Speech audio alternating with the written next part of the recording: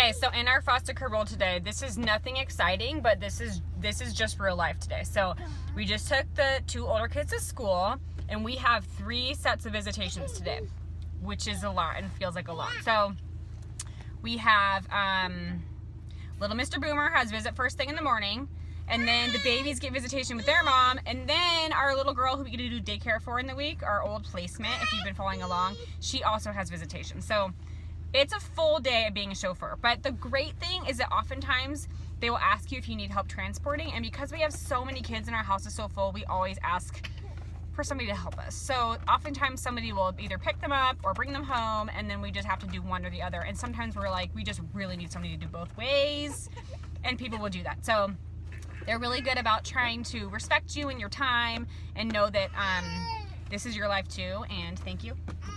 And they try to help you. So if you work, but you want to foster and you think, I can't even run around, I can't take these kids to the places they need to go, there's help out there. So remember that. Today what we got going on is laundry and more laundry here. Yay!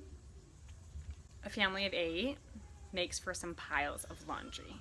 So the only way I survive it, I mean honestly the only way, is to do a small load of laundry every single day. And if I let that get away from me, I am hosed. I'm 3 loads behind. I'm putting clothes away. And I don't know if you can hear, but there's a baby screaming downstairs. It's really hard to manage all the laundry and the chores on top of a baby who only wants to be held. So, gotta figure that one out because my house is falling apart. Like, what are you guys doing? So much glitter. Can you go like this? There we go. Oh, not too hard. Just gentle. Nope. Okay. All right. Now you're gonna throw the glitter up in the air. Throw it in the air. Throw the glitter. Yay! Isn't the glitter so pretty? You're gonna be covered in it for the rest of your life now. Oh, I know. It's gonna be. Guys, today totally stinks.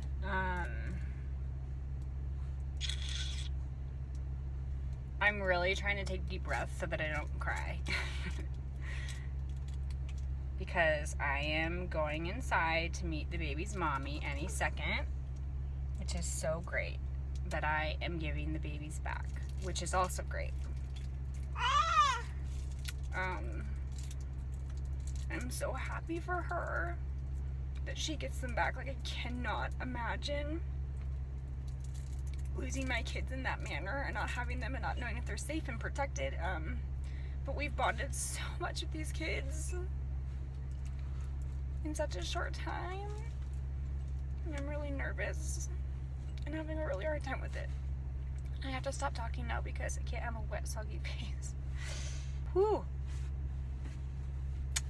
Next you hear from me, I'm probably going to be weeping because that means that they're gone.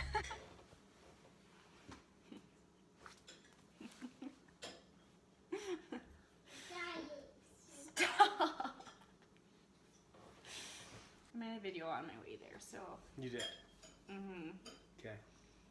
And I ended it saying the next time they saw me, I was going to be crying, so. She's crying. So babies went home.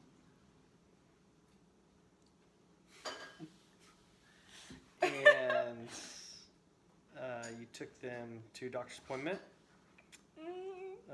Their mom met Courtney there with the caseworker to do the transfer after the doctor's appointment. So you got to spend a little bit of time with her. I don't even know what to say.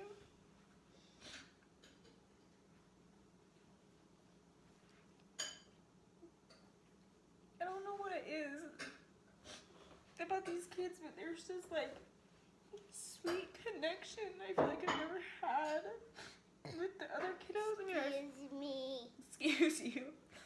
I feel like I love all of our foster children, but these kids I feel like I was like in love with them. So I'm having a really hard time. And I think because of their story and what's happened, I think I'm just so nervous about their safety, so. Yeah. It's probably just super hard since you were such a nurturing person to the baby, to not know if he's going to have that going forward, which we hope so. Mom seems so sweet. You can tell she really loves her kids, and I'm so happy for her. Like, I don't want you guys to mistake my tears and my sadness for like, they should stay with us. Like, we really like find so much joy watching these parents turn their lives around and get their kids back. Like, it is so rewarding from that side. It's still But hard. it's hard, yeah, because you put your whole heart out there. It's like we like sign our family up to have a death in the family every few months, you know, and it's hard. Life. It's still good, you know, like even beside the tears And there's hope. We have some phone numbers of some relatives, and you know, hopefully we can continue to stay in their lives. stay in touch, and maybe do some babysitting or help out now that they're with mom. If she ever needs anything, then we'll definitely be there to help. So, and I think that that's like the most rewarding part for us. Is it's not like Okay, get your book. we're in these kids' lives for just a few days or weeks or years or whatever it might be, but we try to continue on in that relationship. Like we've been invited to birthday parties after kids have gone To back babysit, home. and yeah. But obviously that's up to the parents. So I mean, we would stay in all their lives, but it's just how much that they want us in theirs, and sometimes it makes people really insecure. Even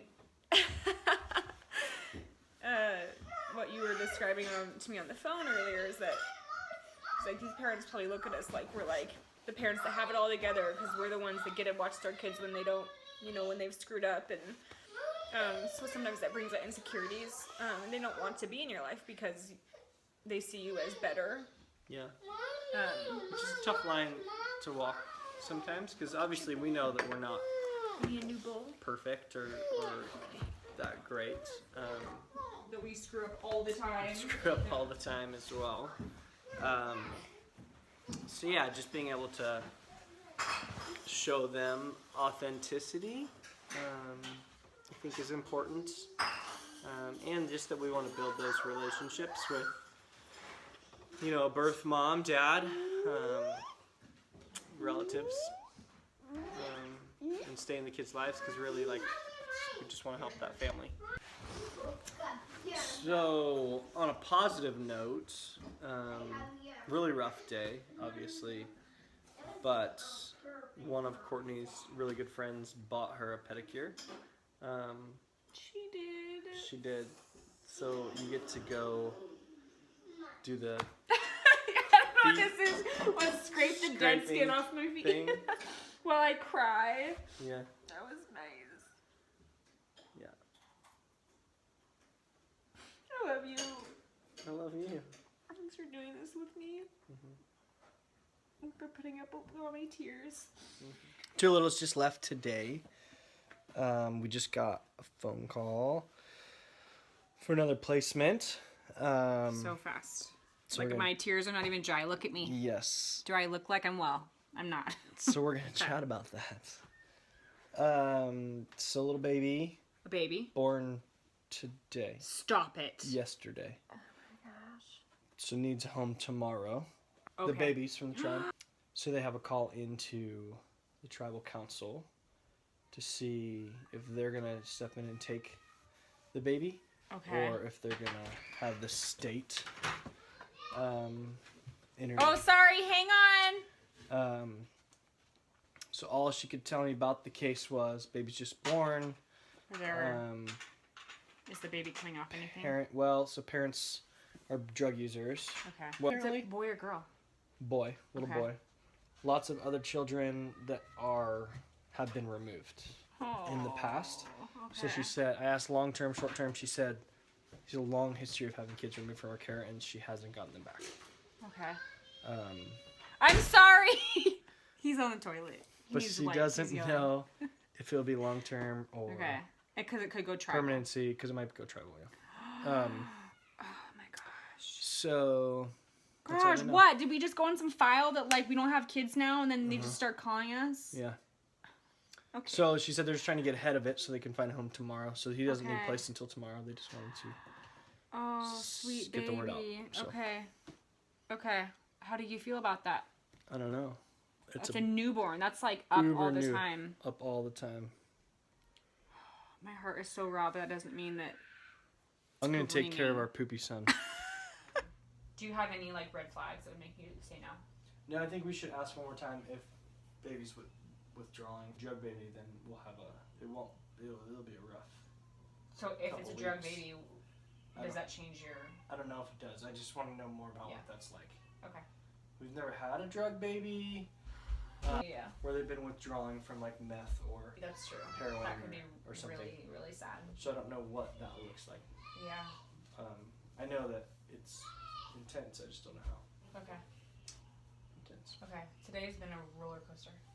Yep. Okay. All right. So today we woke up to our little guy's birthday, 4th birthday.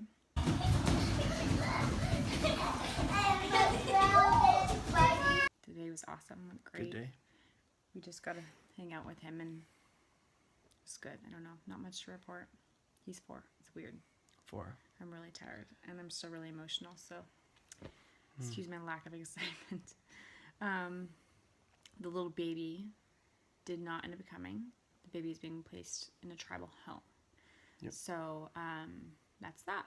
So, I mean, to be honest, like when I thought about it, I know it sounds really silly, but I'm grieving these babies so much still that the idea of having another baby, I was telling him that I felt like I was like cheating on the other baby. And I know that sounds so ridiculous, but it was just really hard to picture having another one so soon. So, not that was reason to not take this baby. We agreed to take him, but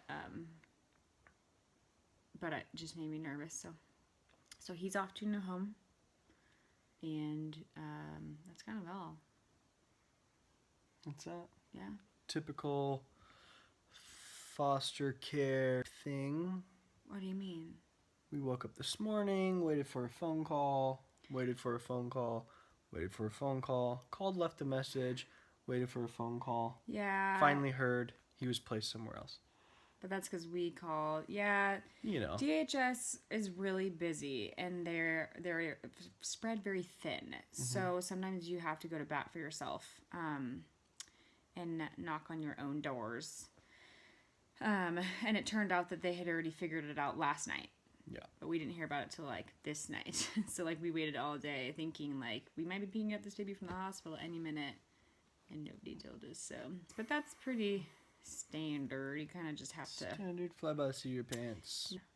I think they're just truly staffed and under budgeted, and you know. And they're working really hard to get all these kids placed in safe hands and. Yep. Uh-huh. There's just so much you can do. So we do the best we can. They do the best they can. Yep. On to tomorrow. Tomorrow. Okay. Good night.